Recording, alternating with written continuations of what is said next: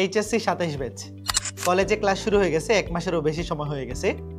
ইতিমধ্যে হয়তো কলেজের হাফ ইয়ারলি পরীক্ষা বা ফার্স্ট সেমিস্টার পরীক্ষার সিলেবাস পেয়ে গেছো। তো অনেকেই হয়তো একটা মিশ্র অনুভূতিতে আসো যে কি ব্যাপার ভাইয়া, কলেজ শুরু হইলো মাত্র 1 মাস হইলো, এখনই এত বড় সিলেবাসের পরীক্ষা সামনে। তো এটাই কিন্তু ভাইয়া পুরা এইচএসসি লাইফের রিয়েলিটি।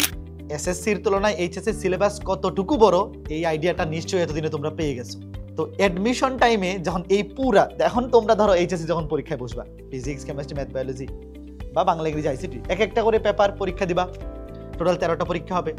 বাট অ্যাডমিশন টেস্টে গিয়ে যখন একসাথে ফিজিক্স, কেমিস্ট্রি, ম্যাথ 6টা পেপার বা বায়োলজি সহ 8টা পেপারের পরীক্ষায় বসতে হয়, তখন সিলেবাসটা কতটুকু মাথার মধ্যে নিয়ে যাইতে হবে একটা আইডিয়া নিশ্চয়ই পাইছো। তো ভাইয়া, যাদের টার্গেট ইঞ্জিনিয়ারিং, মেডিকেল বা ভার্সিটি ভর্তি পরীক্ষায় ভালো রেজাল্ট করা, আলটিমেট টার্গেট তো ওটাই, শুরুতে এইচএসসি, তারপরে ওখানে ভালো একটা রেজাল্ট করা। তো শুরু থেকেই ভাইয়া একাডেমিকের পাশাপাশি অ্যাডমিশনের প্রিপারেশন যদি প্যারালালি নিয়ে না রাখো, তাহলে কিন্তু অ্যাডমিশন সিজনের ওই 3-4 মাসে গিয়ে ভাইয়া তোমার মাথায় আকাশ ভেঙে পড়বে।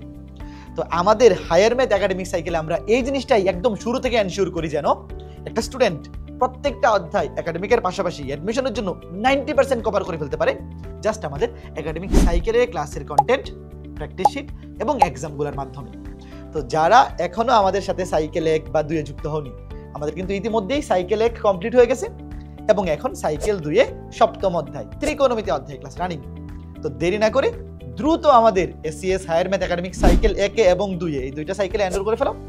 এনরোল করে আমাদের সাথে তোমাদের একাডেমিক প্লাস অ্যাডমিশন জার্নি শুরু করে দাও।